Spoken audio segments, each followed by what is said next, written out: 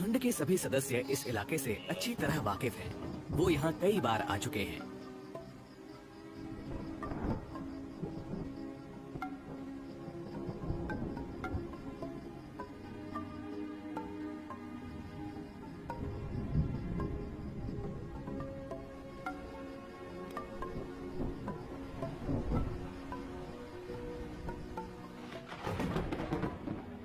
विल्डबीस्ट इतने अनुभवी हैं कि गड़गड़ाहट की आवाज के बाद क्या होगा वो जानते हैं।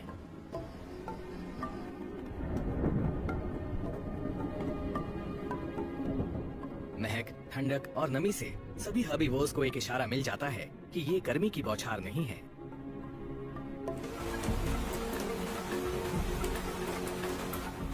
ये बरसात की शुरुआत है। बारिश से उत्साहित होकर झुंड नए चारागाह की तलाश में निकल पड़ता है।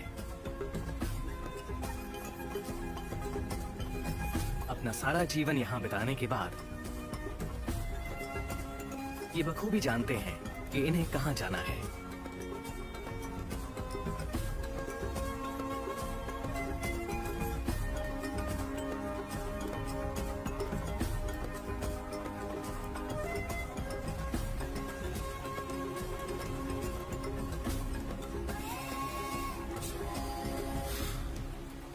ज़ेब्रा और विल्डबीस्ट करीब 1000 किलोमीटर का चक्कर लगाएंगे। सेरेंगेटी की घास साल दर साल तेजी से चरे जाने की आदी हो चुकी है। हर्बीवोर्स के दांतों से काटे जाने पर घास तेजी से बढ़ती है और उसके पोषण मूल्य में वृद्धि होती है। शेर प्रवास नहीं करते। शेरों का ये झुंड बारिश के मौसम के रुकने का इंतजार करेगा, क्योंकि तब हर्बीवोर्स भी लौट ही आएंगे।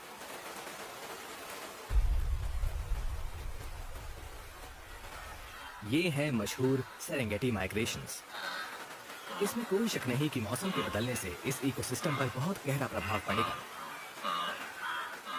विल्डबीस्ट के बिना जिस सवाना को हम जानते हैं उसका वजूद ही मिट जाएगा। ज़ेब्रा की नजर औरों से तेज है, इसलिए अक्सर वो माइग्रेशन के दौरान आगे रहते हैं।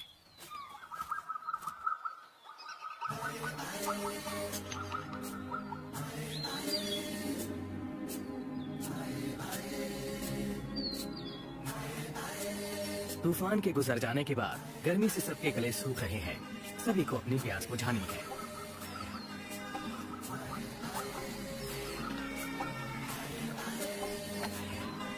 अब वो आ चुके हैं मारा नदी के तट पर।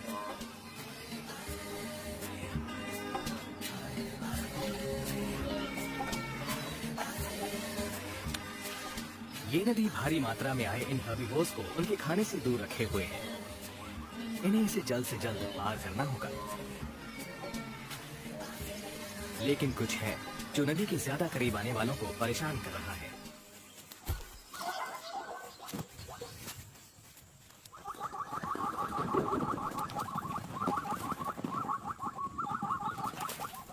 झुंड किनारे पर इकट्ठा हो गया है। सभी को इंतजार है कि इनमें से कोई एक पहला कदम उठाए।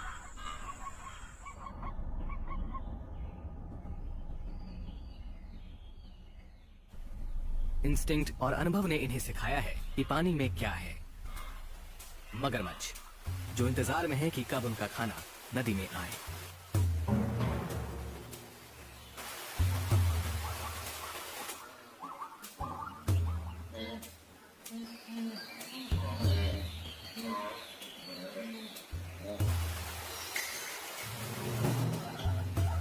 हर एक ज़ेब्रा पर स्ट्राइप्स का एक यूनिक पैटर्न होता है। पर ज़ेब्रास पर ये स्ट्राइप्स क्यों होते हैं? इस सवाल का जवाब काफी आसान है। सैकड़ों हजारों साल पहले स्ट्राइप्स वाले ज़ेब्रा बगैर स्ट्राइप्स वालों के मुकाबले ज्यादा जीते थे। बल्कि जैसे इस ज़ेब्रा का पैटर्न बाकियों से बहुत अलग है, तो ऐसा माना जा सकता है कि आज से हजारों साल बाद सभी ज़ेब्रा पर ऐसे ही पैटर्न्स होंगे। ये स्ट्राइप्स चाहे इन पर किसी भी कारण से हो, एक ज़ेब्रा के स्ट्राइप्स के कई फायदे हैं। इनकी वजह से मक्खियां दूर रहती हैं।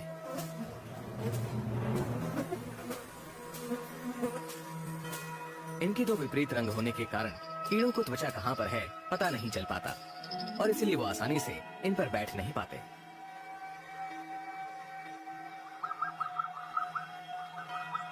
इन alternating black and white stripe से माइक्रो करंट्स उत्पन्न होते हैं जो शरीर के तापमान को मेंटेन करते हैं। और आखिरी और सबसे जरूरी खासियत जो अभी काम आ रही है, भ्रम। जब ज़ेब्रा चलता है तो धारियां एक ऐसा दृश्य पैदा करती हैं जो कुछ शिकारी समझ नहीं पाते कि हर्बीवोर का शरीर कहां से शुरू हो रहा है और कहां खत्म।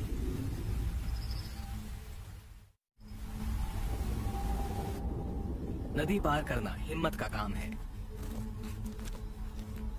ज़ेब्रा के लिए इन मगरमच्छों के पास जाना मौत को न्योता देने जैसा है।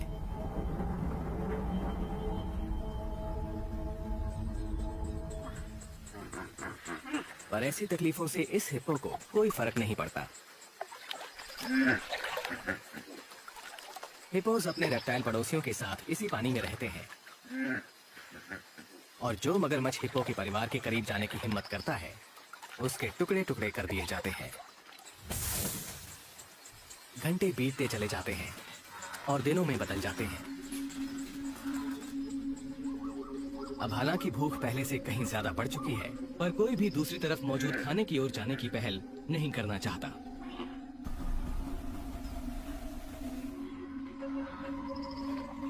मगरमच्छ भी भूखे हैं। उन्होंने खाना पिछले साल इसी समय के दौरान खाया था।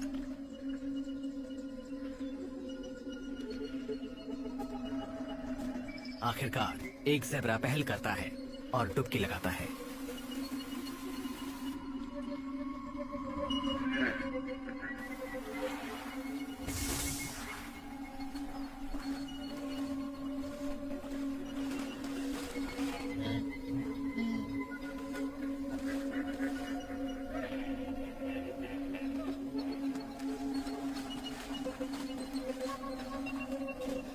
पर मगरमच्छ बेवकूफ नहीं है, इसलिए वो पहले ज़ेब्रा को बगैर किसी रोक टोक के जाने देते हैं।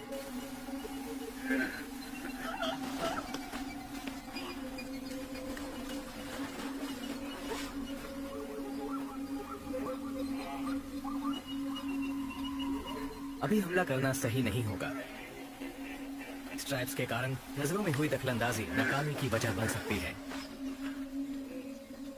इस पल शिकार का कोई भी प्रयास टोपीज और विल्डबीस्ट को तितर बितर कर देगा और वो नदी पार करने नहीं आएंगे।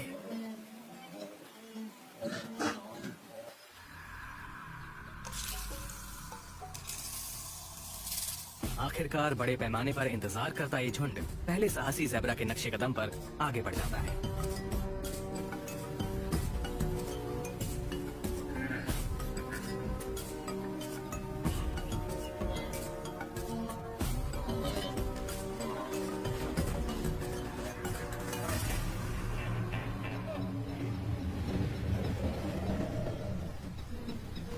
जैसा कि प्रकृति में अक्सर होता चला आया है, कमजोरों का शिकार होना तय है। इस मां की संतान फंस चुकी है। लाचार मां देख रही है कि उसकी संतान का कैसे खात्मा होगा। उसे बचाने के लिए वो कुछ नहीं कर सकती।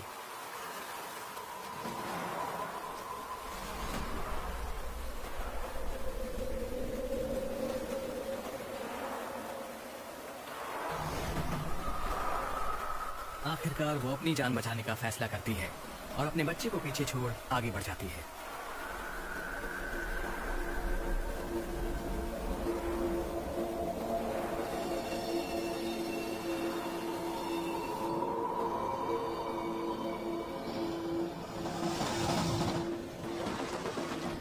मगरमच्छ खून के प्यासे हैं।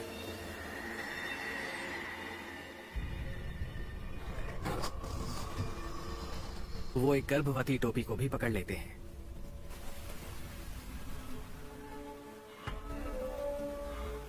नदी पार करना बेशक इस झुंड के प्रत्येक सदस्य के लिए किसी बुरे सपने से कम नहीं, लेकिन मगरमच्छों को भी खाना चाहिए। वो खुशकिस्मत हैं कि सेरेंगेटी हर्बीवोर्स के सफर की बदौलत हर साल उन्हें एक दावत मिल ही जाती है।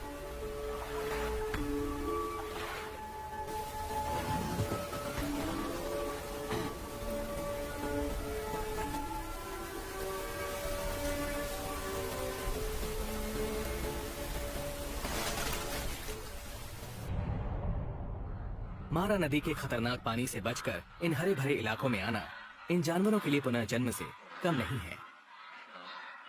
घास पौष्टिक है और उसे खाकर इनका तनाव अब कम हो रहा है।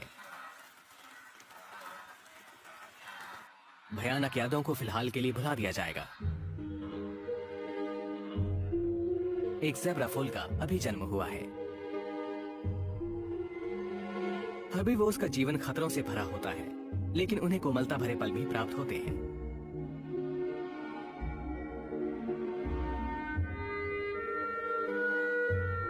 नदी को पार करने वाली पहली ज़ेब्रा यही थी। शायद ये अच्छे से जानती थी कि इसका यहाँ सुरक्षित पहुंचना कितना जरूरी है। इस नन्हे ज़ेब्रा के लिए इसकी माँ ही पूरी दुनिया है। वो इसे सिखाएगी कि झुंड में कैसे शामिल होना है। सफर के नए साथियों की आवाज और महक के बीच इस नवजात ने अपने पहले कदम उठा लिए हैं।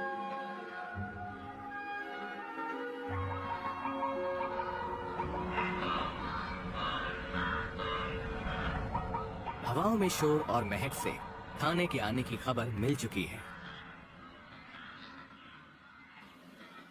एक चलते फिरते सुपरमार्केट की तरह ये झुंड 2 मादा चीता के क्षेत्र में आ पहुंचा है। वो बहनें हैं, हमेशा साथ रहती हैं और वो भूखी हैं। अपनी तेज नजरों की बदौलत ये बहनें बगैर किसी को आगाह किए इस झुंड को देख और परख रही हैं।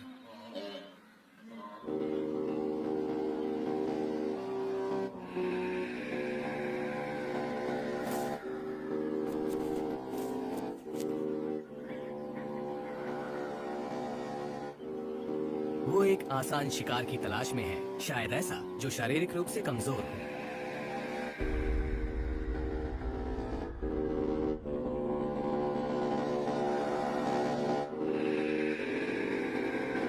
गजेल का शिकार करना आसान होता है अगर वो घायल हो। कभी कभार वो साथ मिलकर शिकार करती हैं और कभी कभी बारी बारी। आज इन दोनों में से जो तेज है उस बहन की बारी है।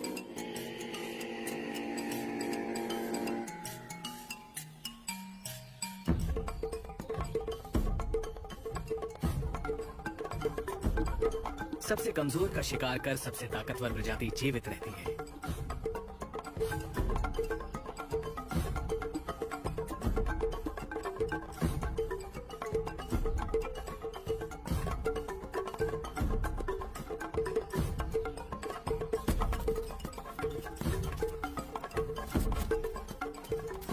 और ऐसे ही बेस्ट जीन्स अपना वंश आगे बढ़ाते हैं।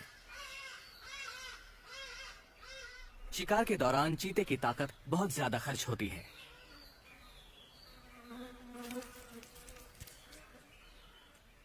खाते हुए दोनों बहनें ध्यान रखती हैं कि उनके पंजे गंदे ना हो जाएं। खून से सने पंजों के निशान एक शेर या हाइना को उनकी कड़ी मेहनत से कमाए गए शिकार तक खींच लाएंगे। चीते केवल एक ही काम में माहिर हैं, पीछा करना। एक बड़े शिकारी का मुकाबला करना इनके बस की बात नहीं।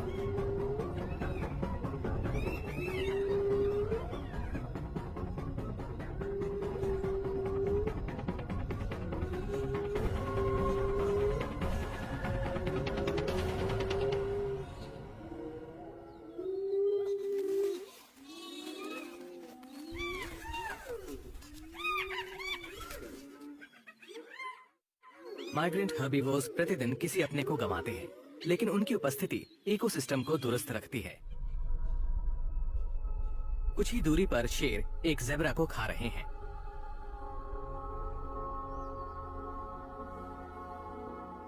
ज़ेब्रा की स्ट्राइप्स के बावजूद शेर उसका शिकार कर लेता है।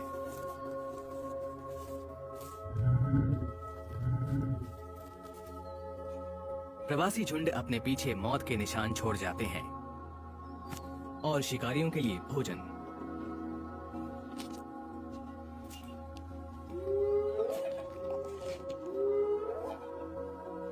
पास ही में कुछ हाइनास अपना खाना खत्म कर रही हैं। उनका भोजन है एक विल्ड बीस्ट।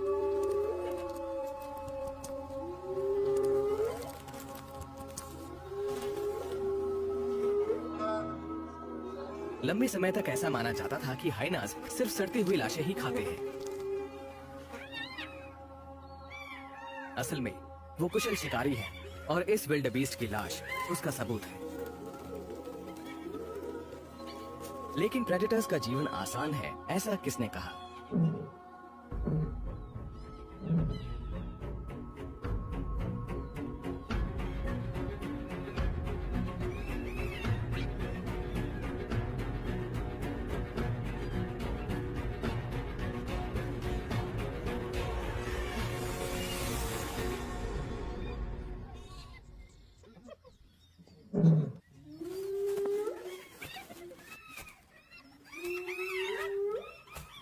शेरों को हमलों के दौरान आराम भी करना पड़ता है, चाहे वो भोजन प्राप्त करने निकले हों या अपनी ही प्रजाति में संघर्ष से जूझ रहे हों।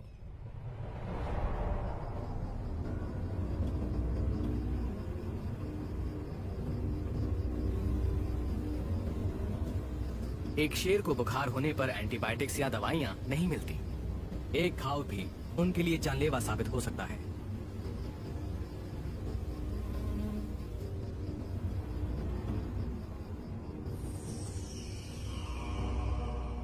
शेर समूह में रहते हैं।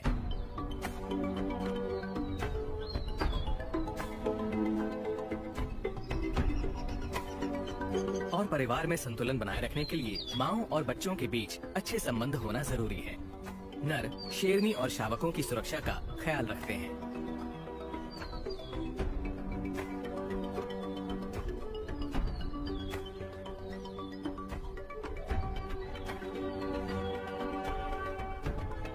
सेरेंगेटी इकोसिस्टम में वयस्क शेरों को किसी भी शिकारी से कोई खतरा नहीं।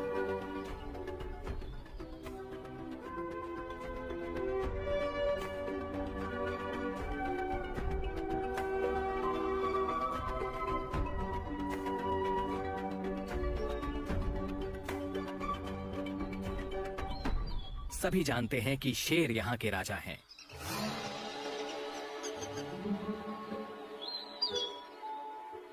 लेकिन शेरों की संख्या कम है और जिंदा रहने के लिए वो हर्बीवोर्स पर निर्भर हैं। आक्रामकता और हिंसा से भरी इस दुनिया में कम उम्र में मारे जाने का खतरा बहुत ज्यादा है। जहां शेर होंगे वहां हाइनास भी होंगे। ये दो प्रजातियां निरंतर विवाद में रहती हैं। हाइना शावक भी बहुत कमजोर होते हैं।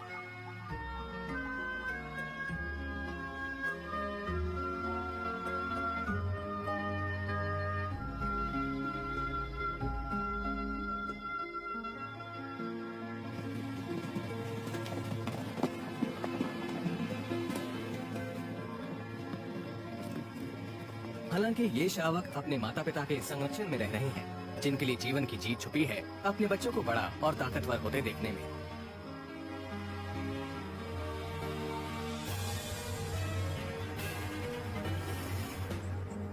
दूसरी तरफ इस मादा टोपी की परेशानी कुछ और ही है। वो नहीं चाहती उसके बच्चे और उनका खाना बने। हर प्रजाति की अपनी परेशानियां हैं। सेरेंगेटी में सभी जीवित चीजें एक दूसरे से जुड़ी हुई हैं, जिससे मिलता है सही संतुलन, जिसके तहत सभी यहाँ इकोसिस्टम को कुछ देते हैं और इसी इकोसिस्टम से कुछ पाते हैं।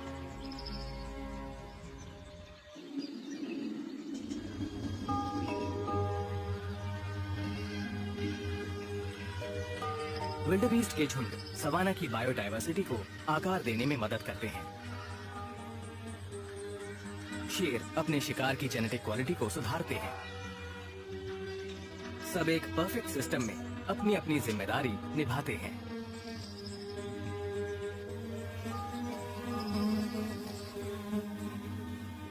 अफ्रीकी सवाना में कुछ होने जा रहा है।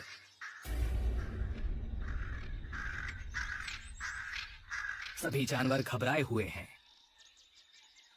यहाँ की हवाओं में एक खतरनाक महक है।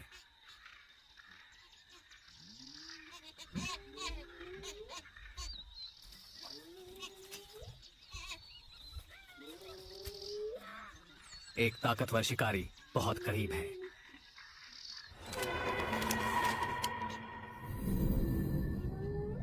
शेर, विल्डबीस्ट, टोपी सभी देख रहे हैं, घबराए हुए।